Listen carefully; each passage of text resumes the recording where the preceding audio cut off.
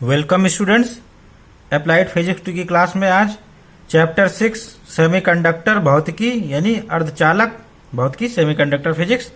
आज के लेक्चर में हम ट्रांजिस्टर के बारे में स्टडी करेंगे। ट्रांजिस्टर यानी सेमीकंडक्टर ट्रांजिस्टर, जिसको बीजेटी बाइपोलर जंक्शन ट्रांजिस्टर कहते हैं। इसमें transistor PNP transistor, NPN transistor और साथ ही साथ इनके कंपोनेंट्स जो होते हैं वो एमीटर, उत्सर्जक, बेस, आधार, कलेक्टर, संग्राहक और फिर ट्रांजिस्टर एक्शन। ट्रांजिस्टर एक्शन में पीएनपी और एनपीएन दोनों ट्रांजिस्टर की एक्शन यानी क्रियाविधि पढ़ाई जाएगी। इसके बाद लीकेज करंट इन ट्रांजिस्टर यानी ट्रांजिस्टर में क्षरण धारा, effect of temperature on working of temperature यानी ताप का ट्रांजिस्टर की क्रियाविधि पर प्रभाव। तो इतने टॉपिक्स इंक्लूड हैं इस लेक्चर में। तो आइए लेक्चर स्टार्ट करते हैं। सेमीकंडक्टर ट्रांजिस्टर अर्धचालक ट्रांजिस्टर। तो सेमीकंडक्टर ट्रांजिस्टर इसकी खोज 1948 में 3 साइंटिस्टों ने मिलकर की थी, बार्डीन, शॉकले एंड बैरिन। इन्होंने 1948 में या 1948 में इसको खोजा था ट्रांजिस्टर को, और इस खोज के लिए इन्हें नोबेल प्राइज मिला था 1956 में। तो इस खोज के लिए उन्हें 1956 में नोबेल प्राइज मिला था। Full name of transistor is bipolar junction transistor, जिसको शॉर्ट में बीजेटी कहते हैं। Since the flow of current take place in transistor with hole and electron both charge carriers, thus the transistor is known as bipolar transistor.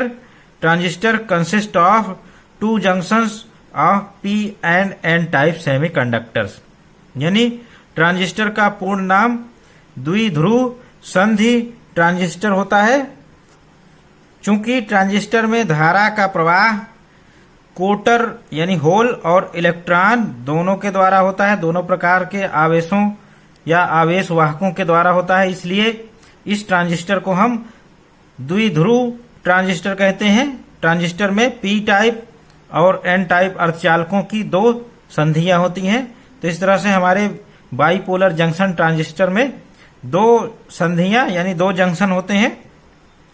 तो bipolar junction transistor are of 2 type यानी transistor 2 प्रकार के होते हैं।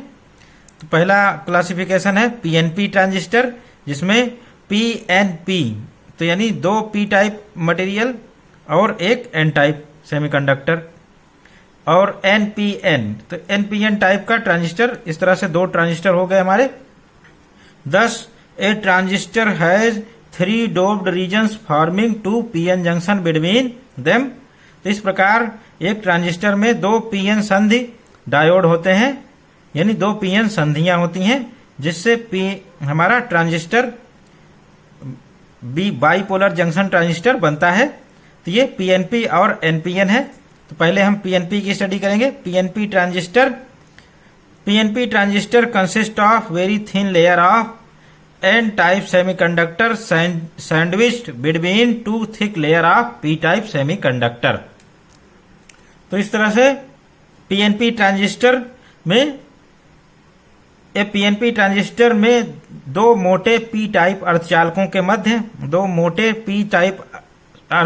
के मध्य N type अर्धचालक की एक परत होती है। तो एन टाइप सेमीकंडक्टर की एक पतली सी परत होती है इन 2 थिक रीजन्स यानी मोटे पी टाइप के अर्धचालकों के बीच। The central thin layer is called base. तो जो सेंट्रल थिन लेयर होती है वो बेस कहलाती है। While left thick layer is called emitter. Left thick layer is emitter and right thick layer is collector. Arrow head shows the direction of conventional current in transistor. This is symbol of PNP transistor.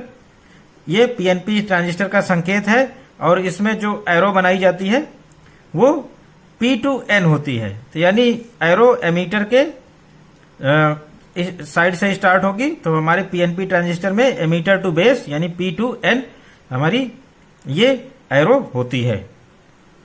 तो एक PNP transistor में दो मोटे P type के अर्धचालकों के मध्य एक N type अर्धचालक की पतली सी परत होती है और मध्य की परत को हम आधार कहते हैं।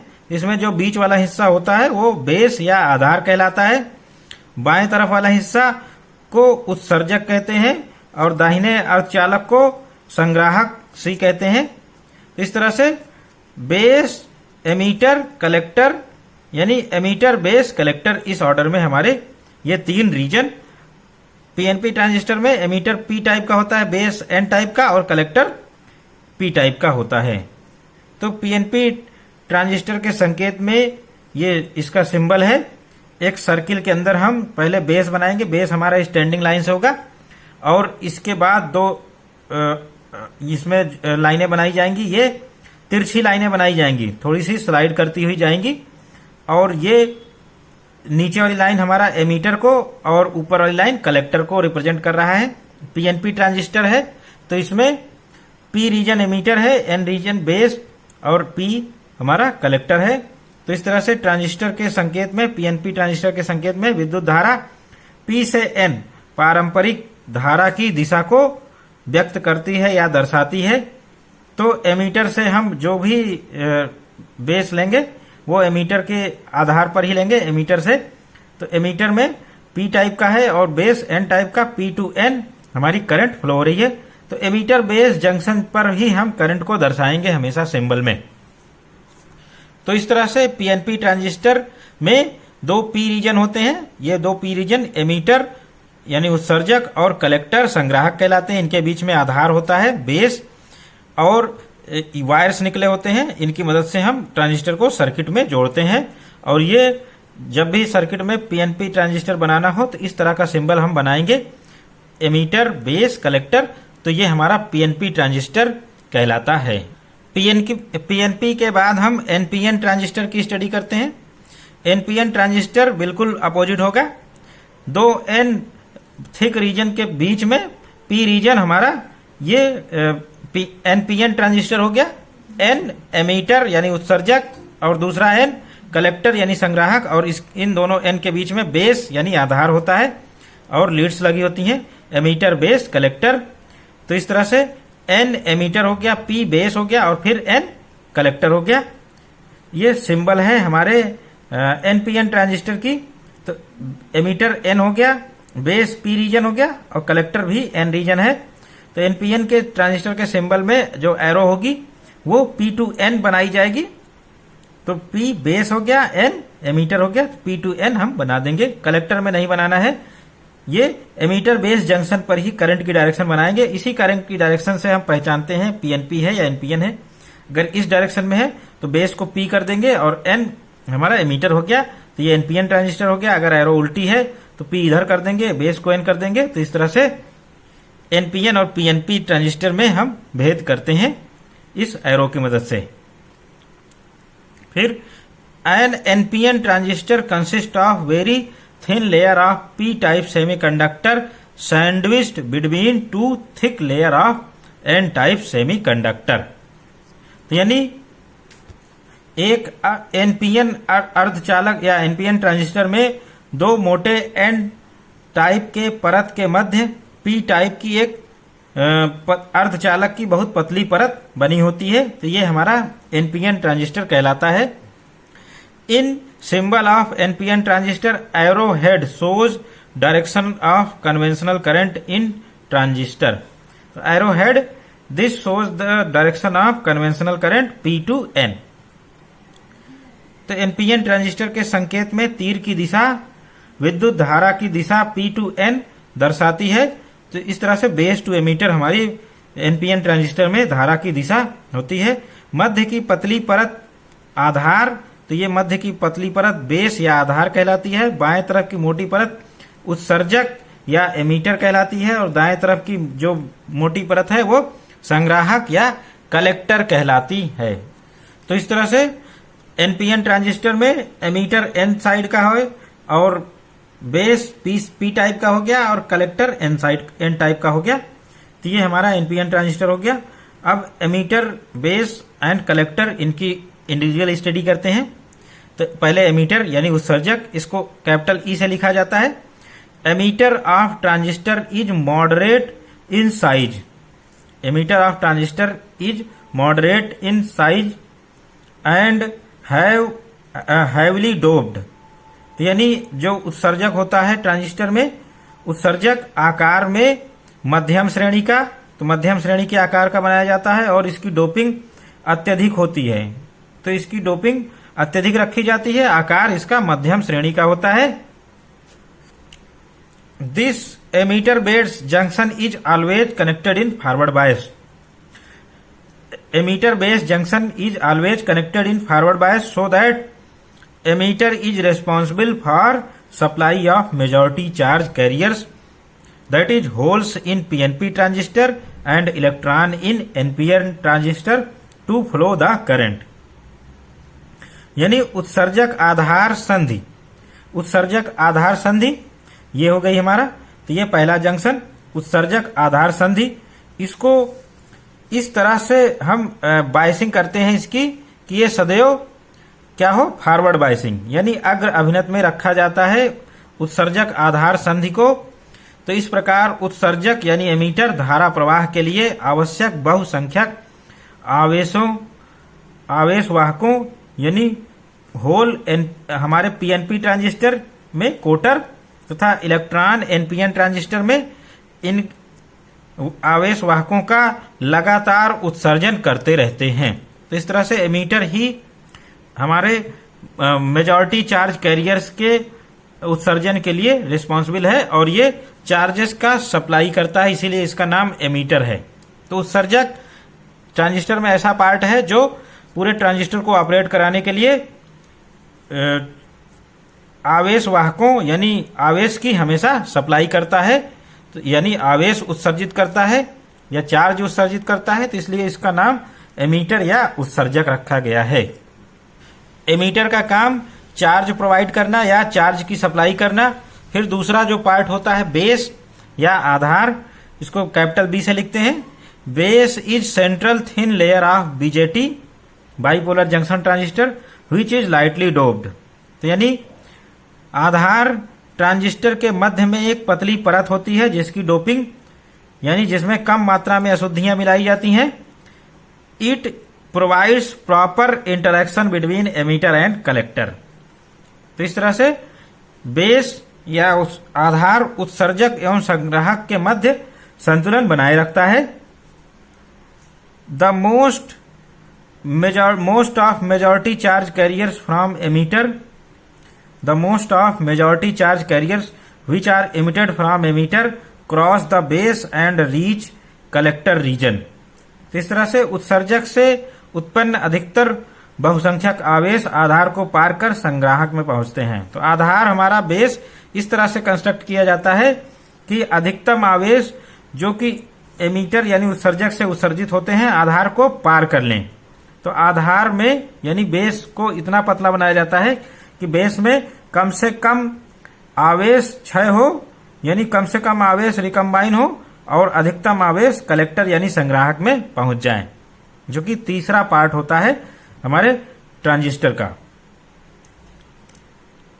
तो थर्ड पार्ट कलेक्टर संग्राहक की बात करेंगे। Collector of BJT, collector of bipolar junction transistor is moderately doped but larger in size as compare to emitter. तो यानी संग्राहक मध्यम डोपिंग का होता है तथा आकार में बड़ा होता है। ये एमीटर यानी जो हमारा उत्सर्जक होता है उससे आकार में बड़ा होता है।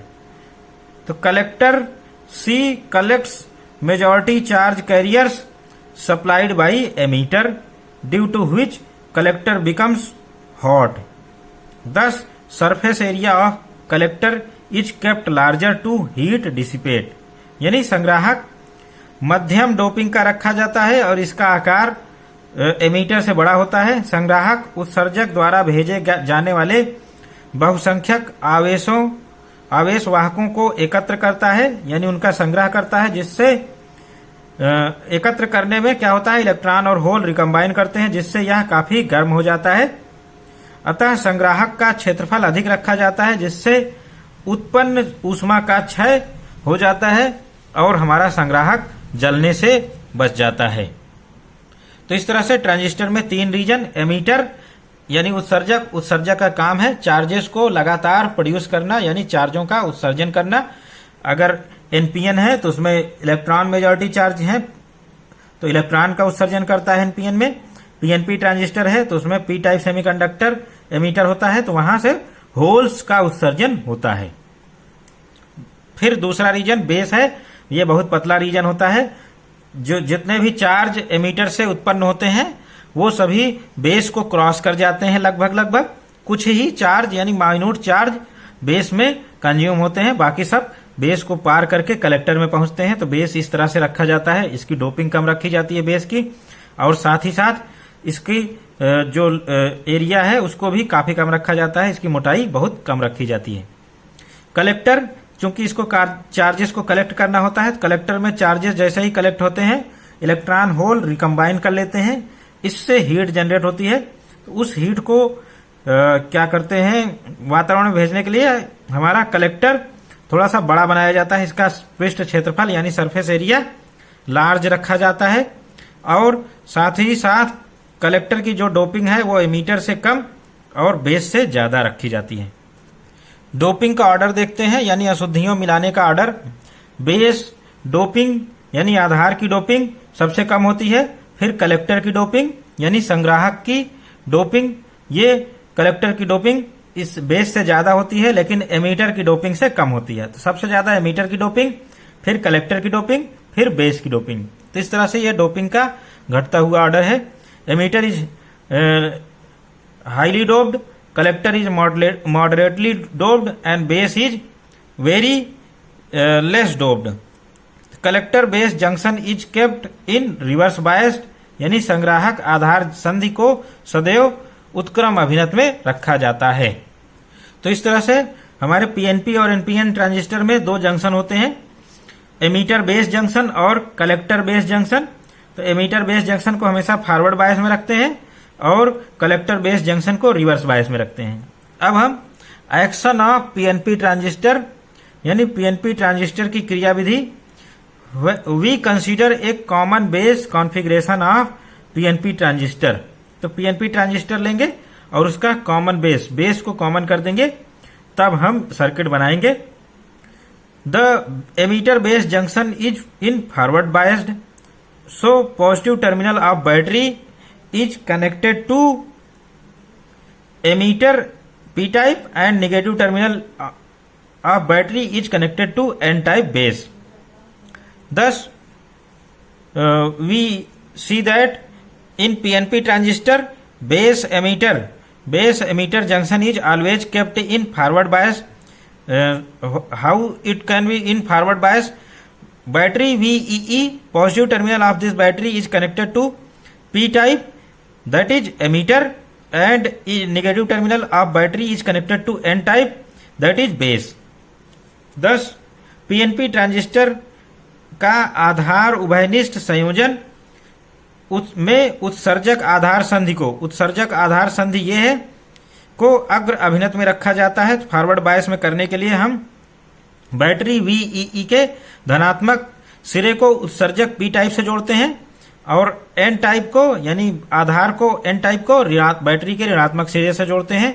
तो इस तरह से ये हमारा पीएनपी ट्रांजिस्टर का बेस एमीटर जंक्शन यानी उत्सर्जक आधार संधि ये फॉरवर्ड बायस में हो गया। तो इस तरह से हमारे पीएनपी ट्रांजिस्टर में एमीटर बेस जंक्शन को हम फॉरवर्ड बायस में रखने के लिए बैटरी के पॉजिटिव टर्मिनल को एमीटर से यानी पी टाइप से कनेक्ट करते हैं, बैटरी के नेगेटिव टर्मिनल को एन टाइप यानी बेस से कनेक्ट करते हैं। Collector base junction is kept in reverse bias so that by connecting negative terminal of battery VCC connected to P type collector and positive terminal of battery is connected to n type base so that this collector base junction is in reverse bias. resistance of emitter base junction is very low due to forward bias. Resistance of emitter base junction is very low due to this forward bias, while resistance of collector base junction is very high due to reverse bias. So voltage VEE is quite small, but voltage VCC is kept high. तो इस तरह से संग्राहक आधार संधि यानी collector base junction संग्राहक आधार संधि उत्क्रम अभिनत में होती है, और बैटरी VCC के ऋणात्मक सिरे से हम पी टाइप को जोड़ देते हैं यानी कलेक्टर को जोड़ देते हैं, और इसी तरह से बैटरी VCC के धनात्मक सिरे से हम बेस को यानी एन टाइप को जोड़ देते हैं। अग्र अभिनत के कारण उत्सर्जक आधार का प्रतिरोध यानी उत्सर्जक आधार संधि का प्रतिरोध बहुत कम हो जाता है, और उत्क्रम अभिनत के कारण संग्राहक आधार संधि का प्रतिरोध बहुत अधिक हो जाता है। तो यहाँ पर फॉरवर्ड बायस है तो एमीटर बेस जंक्शन हमारा बहुत कम प्रतिरोध का होता है, और यहाँ पर रिवर्स बायस है कलेक्टर बेस जंक्शन बहुत अत्यधिक प्रतिरोध का होता है। इस कारण से हम जो विभव यूज करते हैं एमीटर बेस वोल्टेज जो कि VEE है, VEE हम कम विभव का तथा VCC बहुत उच्च विभव का रखा जाता है।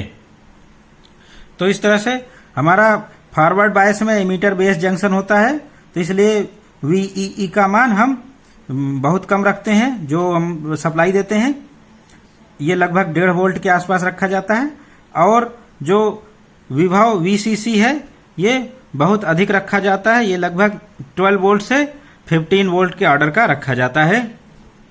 When base emitter junction is forward biased, majority charge carriers of emitter that are holes are repelled towards base by battery VEE। यानी जब उत्सर्जक आधार संधि को अग्र अभिनत में संयोजित किया जाता है तो उत्सर्जक के बहुसंख्यक आवेश जो कि होल होते हैं, तो होल आधार बी की ओर गतिशील हो जाते हैं बैटरी के कारण। बैटरी का पॉजिटिव पोटेंशियल हमारा एमीटर पर लगा हुआ है यानी उत्सर्जक पर, तो इस कारण से होल जो बहुसंख्यक आवेश है वो आधार की ओर गतिशील हो जाते हैं। It results emitter current IE। तो इस प्रकार उत्सर्जक धारा IE बनती है। As base is very thin and lightly doped region N type, as base is very thin and lightly doped n type region, it has low density of electron। चूंकि आधार बहुत पतला है और बहुत कम डोप्ड या अशुद्धियों वाला होता है, तो इसमें इलेक्ट्रॉन घनत्व n टाइप में इलेक्ट्रॉन मेजॉरिटी चार्ज कैरियर्स में होते हैं, तो बेस में इलेक्ट्रॉन घनत्व बहुत कम होता है। तो इस कारण से thus only few holes near about 2% are neutralized by electrons in base due to very thin layer of base and light doping। only 2% holes are neutralized by electrons in base, which results base current IB which is 0.02 of IE। तो इस तरह से उत्सर्जक से प्राप्त लगभग 2% whole या कोटर आधार के बहुसंख्यक आवेश वाहक इलेक्ट्रॉन द्वारा उदासीन कर लिए जाते हैं।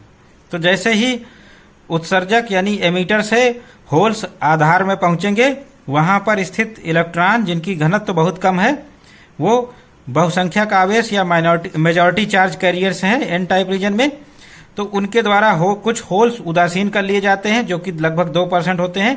इसके बाद सारे होल कलेक्टर में पहुंच जाते हैं। Now about 98% hole reach to collector and holes are in collector neutralized by electrons supplied by negative terminal of battery VCC।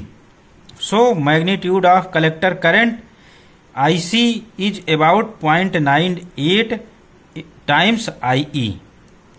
तो इस प्रकार उत्सर्जक से प्राप्त लगभग 2% होल या कोटर आधार के बहुसंख्यक आवेशवाहक इलेक्ट्रॉन द्वारा उदासीन कर दिए जाते हैं। बाकी 98% होल आधार को पार करके उस संग्राहक यानी कलेक्टर में पहुंच जाते हैं। तो इस प्रकार 2% चार्जेस रिकम्बाइन हो रहे हैं, तो वहां पर जो हमारी आधार धारा होगी वो भी बहुत कम मात्रा में बहेगी, तो वो भी 0.02 टाइम्स IE, ये एक टिपिकल वैल्यू दी जा रही है और ये ट्रांजिस्टर टू ट्रांजिस्टर वेरी करती है।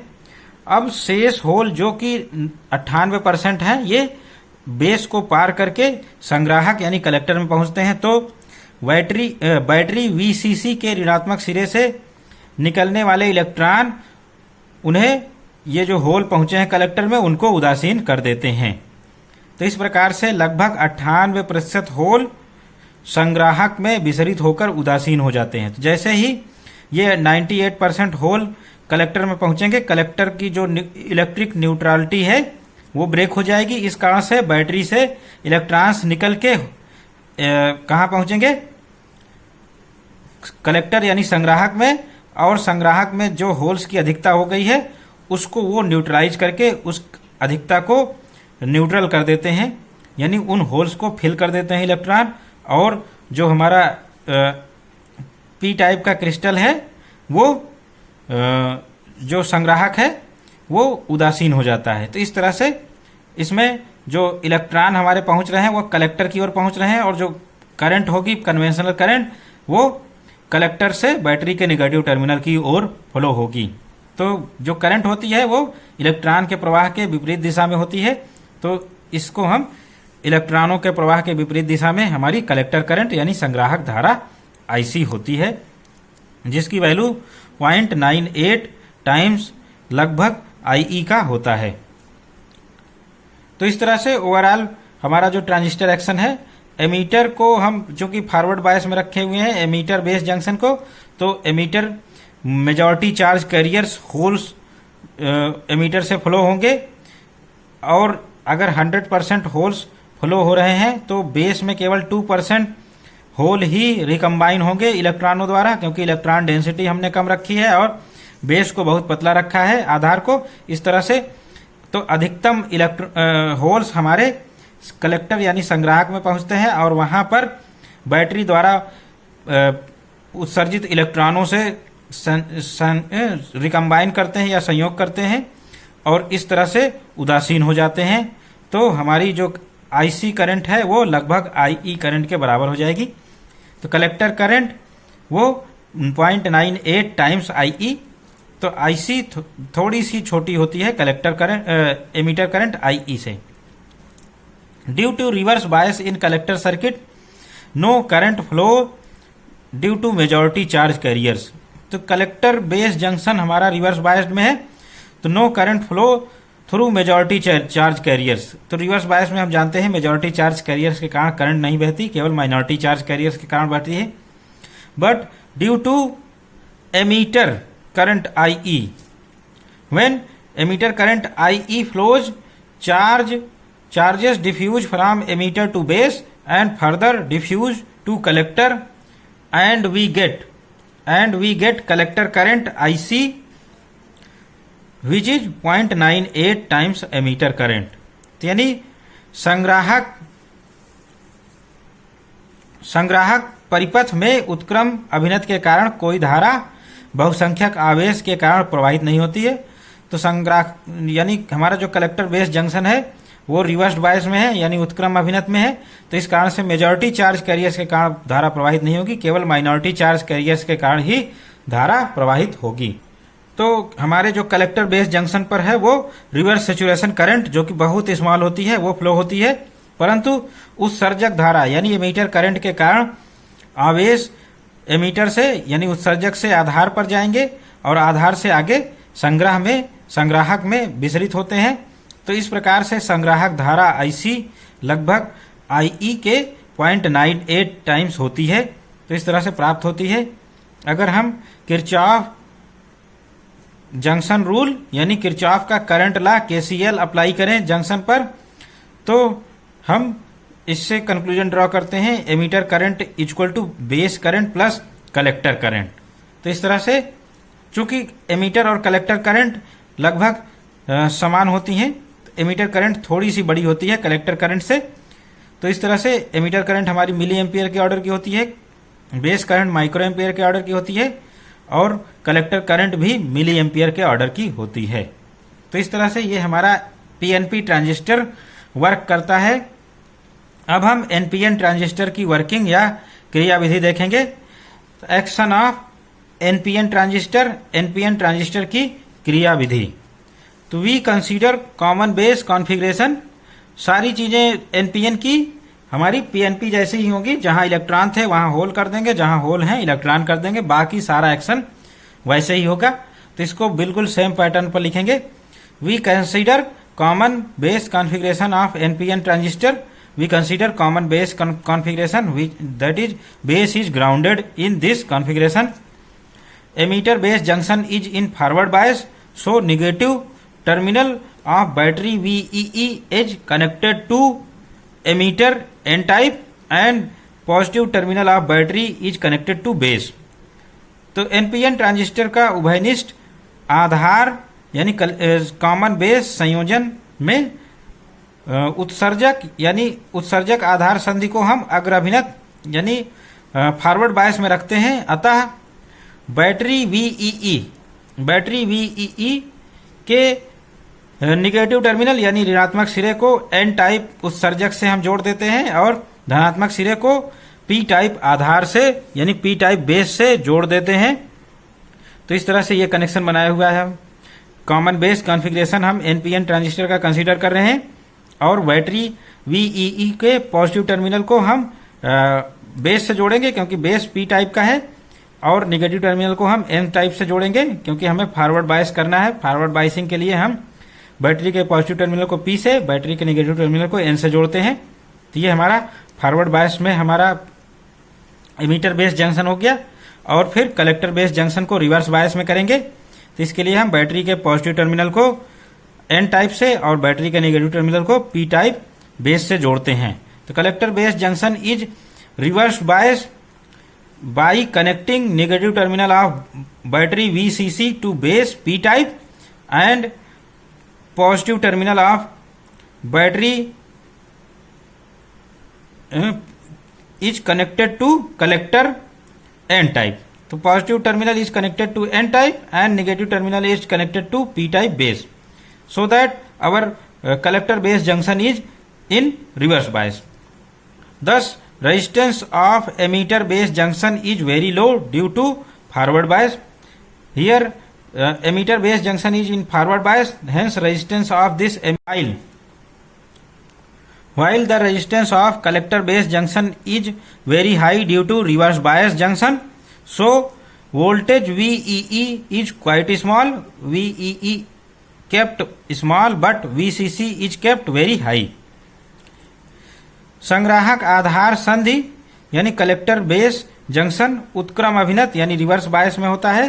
तो कलेक्टर बेस जंक्शन हमेशा रिवर्स बायस में रखा जाता है। इसके लिए बैटरी वीसीसी के धनात्मक सिरे को संग्राहक एन टाइप से जोड़ते हैं, कलेक्टर एन टाइप से जोड़ते हैं। तो धनात्मक सिरे को एन टाइप कलेक्टर यानी एन टाइप संग्राहक से जोड़ते हैं तथा ऋणात्मक सिरे को आधार पी टाइप यानी बेस पी टाइप से जोड़ते हैं।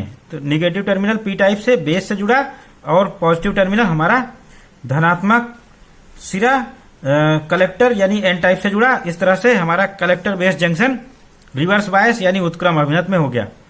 तो अग्र अभिनत के कारण उत्सर्जक आधार यानी एमीटर बेस का फॉरवर्ड बायस होने के कारण इसका रेजिस्टेंस बहुत कम हो जाता है। तो यहाँ पर जो सप्लाई दी जाएगी वो वीईई का मान हमारा कम रखेंगे, कम विभव पर ही हम सप्लाई देंगे। तो लगभग 1 वोल्ट या इसके कम दिया जाता है सप्लाई। तथा उत्क्रम अभिनत के कारण संग्राहक आधार संधि यानी कलेक्टर बेस जंक्शन का प्रतिरोध बहुत अधिक हो जाता है। इस कारण से जो रिवर्स पोटेंशियल हमें देना होता है वीसीसी का मान बहुत अधिक रखा जाता है। ये लगभग 12 वोल्ट या इससे भी अधिक 15 वोल्ट तक रखा जाता है। Now when base emitter junction is forward biased the majority carriers of emitter electron, the majority carriers of electron, majority carrier of emitter that are electron are repelled towards base by battery VEE। यानी जब उत्सर्जक आधार संधि को अग्रभिनत forward bias किया जाता है तो उत्सर्जक के बहुसंख्यक आवेश वाहक जो कि इलेक्ट्रॉन होते हैं ये आधार बी की ओर बैटरी VEE के पोटेंशियल के कारण गतिशील हो जाते हैं। इट रिजल्ट्स एमीटर करंट, तो ये जो हमारा है वो एमीटर करंट यानी इलेक्ट्रॉन का चलना, एमीटर करंट इलेक्ट्रॉनों के जो फ्लो है उसके विपरीत दिशा में हमारी एमीटर करंट यानी उत्सर्जक धारा बनती है। As base is very thin and lightly doped P type region, as base is very thin and lightly doped P type region, it has low hole density, base has low hole density, चूंकि base यानी आधार बहुत पतला होता है और बहुत कम अशुद्धि या डोपिंग वाला होता है तो इसमें होल का घनत्व बहुत कम होता है। thus only few electrons, only 2% electrons are neutralized by holes in base region।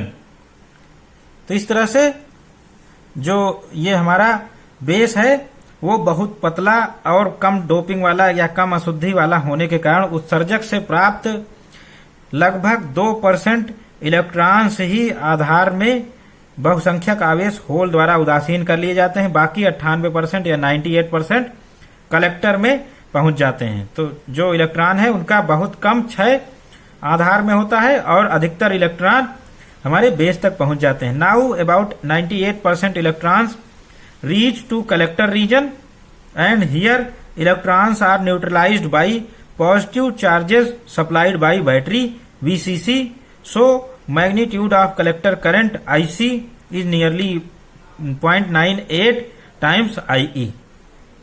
तो इस तरह से जो हमारी आधार धारा है वो लगभग 0.02 टाइम्स IE के फ्लो होती है और अवशेष इलेक्ट्रॉन जो मेजॉरिटी चार्ज कैरियर्स एमीटर द्वारा उत्पन्न किए गए हैं केवल 2% इलेक्ट्रॉन का ही क्षय आधार में होल्स के द्वारा हुआ और 98% इलेक्ट्रॉन संग्राहक यानी कलेक्टर में पहुंचते हैं। तो इलेक्ट्रॉन जैसे ही कलेक्टर में पहुंचेंगे, कलेक्टर में इलेक्ट्रॉनों की संख्या ज्यादा हो जाएगी, इससे न्यूट्रलिटी यानी जो उदासीनता है हमारी कलेक्टर हमारा एन रीजन का जो है इलेक्ट्रिकल न्यूट्रलिटी क्रिस्टल की डिस्ट्रॉय हो जाती है।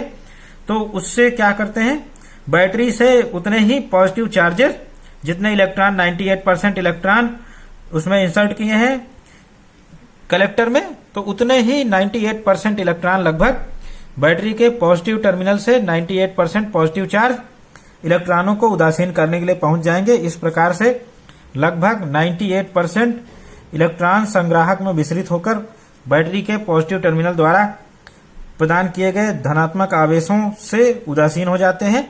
अतः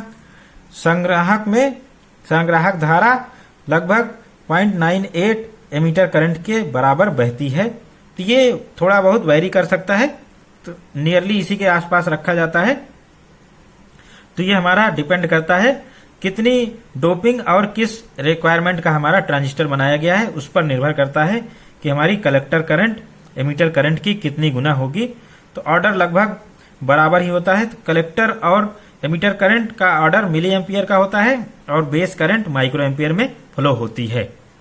now due to reverse bias in collector circuit, due to reverse bias in collector circuit no current flows due to majority charge carriers, यानी संग्राहक परिपथ में उत्क्रम अभिनत के कारण, रिवर्स बायस के कारण कोई धारा बहुसंख्यक आवेश के कारण नहीं बहती। बहुसंख्यक आवेशों के कारण रिवर्स बायस में करंट नहीं बहती और रिवर्स बायस में केवल माइनॉरिटी चार्ज कैरियर्स यानी अल्पसंख्यक आवेश वाहकों के कारण ही करंट बहती है। तो but due to emitter current IE, due to emitter current IE charges diffuse from emitter to base, charges electrons diffuse from emitter to base and further to collector and we get collector current IC। तो इस तरह से उत्सर्जक धारा IE के कारण आवेश electron उत्सर्जक से आधार में पहुंच जाते हैं और फिर आधार से संग्राहक में विसरित हो जाते हैं। तो इस प्रकार संग्राहक धारा IC वो IE के बराबर लगभग प्राप्त होती है। अगर हम किरचॉफ जंक्शन रूल या किरचॉफ का संधि नियम अप्लाई करें, KCL किरचॉफ का करंट नियम या धारा नियम, तो इससे IE equal to IB plus IC होता है। तो इस तरह से एमीटर करंट हमेशा बेस करंट और प्लस कलेक्टर करंट के योग के बराबर होती है। तो IE मिली एम्पियर की होती है, IB माइक्रो एम्पियर का और IC भी मिली एम्पियर की होती है। Next topic, leakage current in transistor. Transistor में क्षरण धारा जिसको ICBO से रिप्रेजेंट करते हैं, तो लीकेज करंट की स्टडी करते हैं। तो due to reverse biased collector base junction in transistor, reverse bias based collector base junction is in transistor a reverse current flows through collector base junction. A reverse current flows through our collector base junction because collector base junction is reverse bias, hence reverse current, very small reverse saturation current flows through minority charge carriers in collector base junction. Reverse current flows due to diffusion of minority charge carriers into collector base junction, that is holes in collector N type and electron in P type base. तो इस तरह से transistor में संग्राहक base संधि उत्क्रम अभिनत होने के कारण, तो collector base junction reverse bias यानी उत्क्रम अभिनत होने के कारण एक उत्क्रम धारा कलेक्टर बेस संधि पर प्रवाहित होती है और यह उत्क्रम धारा आवेश वाहकों, अल्पसंख्यक आवेश वाहकों के कलेक्टर बेस संधि में विसरण के कारण होती है। तो इस तरह से संग्राहक कलेक्टर में N टाइप में होल हमारे माइनॉरिटी चार्ज कैरियर्स होते हैं और आधार में P टाइप में इलेक्ट्रॉन अल्पसंख्यक या माइनॉरिटी चार्ज कैरियर्स होते हैं। तो इस तरह से the reverse current is denoted by ICBO and is known as leakage current. तो उत्क्रम धारा ICBO सिंबल द्वारा प्रदर्शित की जाती है और इसे क्षरण धारा कहते हैं। तो ओवरऑल हमारा जो कलेक्टर बेस जंक्शन है वो रिवर्स बायस्ड में है। रिवर्स बायस के कारण बहुत स्मॉल करंट फ्लो होती है और वो करंट जो होती है वो रिवर्स सेचुरेशन करंट होती है हमारी, वो माइनॉरिटी चार्ज कैरियर्स के कारण फ्लो होती है यानी अल्पसंख्यक आवेश वाहकों के कारण। और जो करंट फ्लो होती है उसको हम रिवर्स सेचुरेशन करंट यानी उत्क्रम संतृप्त धारा, इसको ICBO से रिप्रेजेंट करते हैं और इसको कहते हैं लीकेज करंट या क्षरण धारा। फिर also due to emitter base junction, due to emitter base junction which is forward biased collector current IC flows which value is alpha times IE, alpha is IC upon IE. Collector current IC flows which value is alpha times IE, thus total current will be। तो यानी जो हमारा reverse saturation current है उसके अलावा भी क्या बहती है, इसके अतिरिक्त ट्रांजिस्टर में एमीटर बेस संधि के अग्र अभिनत होने के कारण यानी फॉरवर्ड बायस में होने के कारण collector current alpha times IE, alpha क्या है IE अपॉन IC, तो अल्फा टाइम्स IE भी प्रवाहित होती है। तो इसलिए संग्राहक में कुल धारा IC equal to alpha IE plus ICBO। तो ये हमारी एमीटर के कारण करंट बह रही है अल्फा IE और ICBO कलेक्टर बेस जंक्शन के रिवर्स बायस में होने के कारण करंट है, इसलिए कलेक्टर करंट इन दोनों का सम होगा।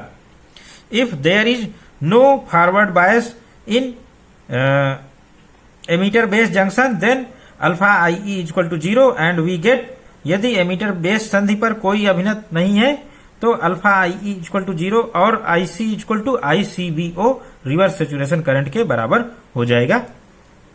नेक्स्ट टॉपिक हम डिस्कस करेंगे effect of temperature on working of transistor, यानी ताप का ट्रांजिस्टर की क्रियाविधि पर प्रभाव। तो तो ताप का ट्रांजिस्टर की क्रियाविधि पर बहुत बड़ा प्रभाव पड़ता है। इस कारण से हमें ट्रांजिस्टर में काफी सारी सावधानियां रखनी पड़ती हैं ताकि ताप का प्रभाव न पड़े। इसके लिए conductance of semiconductor, this semiconductor में बी पी टाइप और एन टाइप।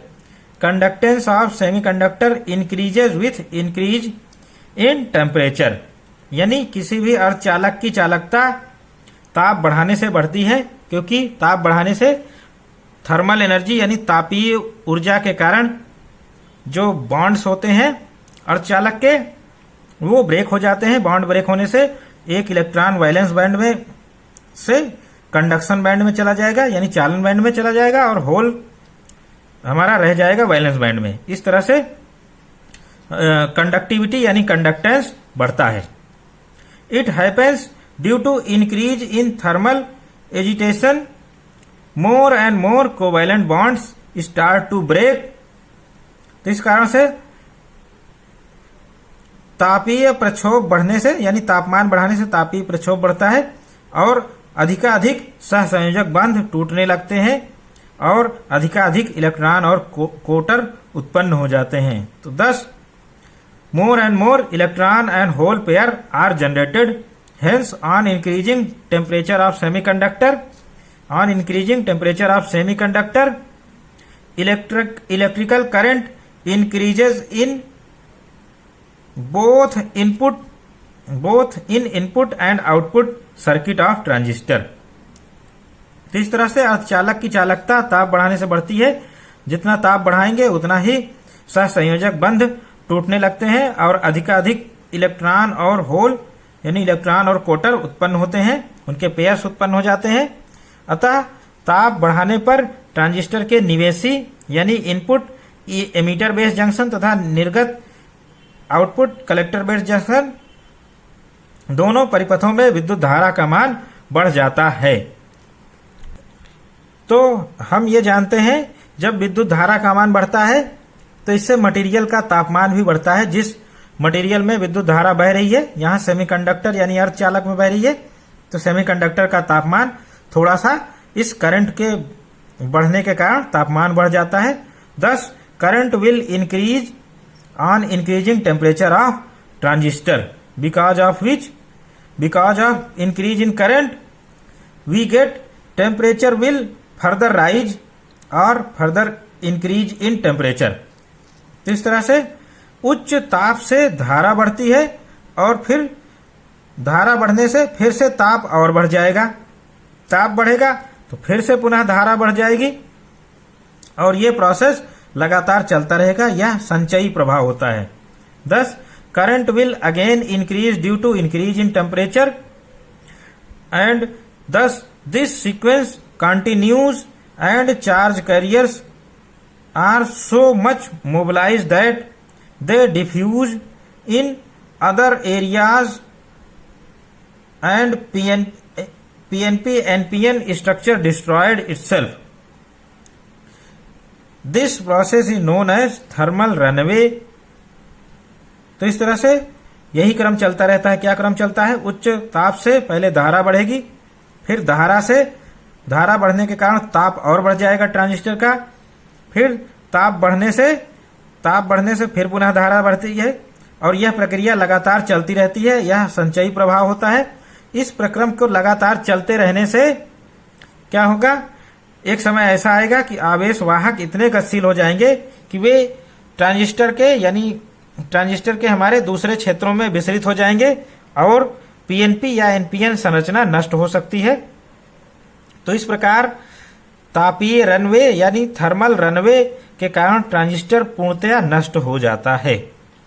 तो ट्रांजिस्टर का ताप बढ़ने से ये नुकसान है कि इसका थर्मल रनवे होने लगता है, यानी ताप बढ़ने से धारा बढ़ती है, धारा बढ़ने से फिर ताप बढ़ता है, फिर धारा बढ़ने से ताप बढ़ेगा, ताप से फिर धारा। तो ये प्रोसेस एक दूसरे को रीजनरेट करेंगे और इस कारण से एक स्थिति ऐसी आएगी जिससे हमारा ट्रांजिस्टर डिस्ट्रॉय हो जाएगा, क्योंकि जो हमारे चार्जेस हैं वो इतनी गतिशील हो जाएंगे, इतने मोबाइल हो जाएंगे कि वो एनपीएन संरचना उनसे नष्ट कर देंगे दूसरे क्षेत्रों में विसरित होकर, और इस तरह से पूरा ट्रांजिस्टर हमारा डिस्ट्रॉय हो सकता है। तो ये थर्मल रनवे पर हमारा कंट्रोल होना चाहिए जिससे ट्रांजिस्टर डिस्ट्रॉय या जलने से बचे।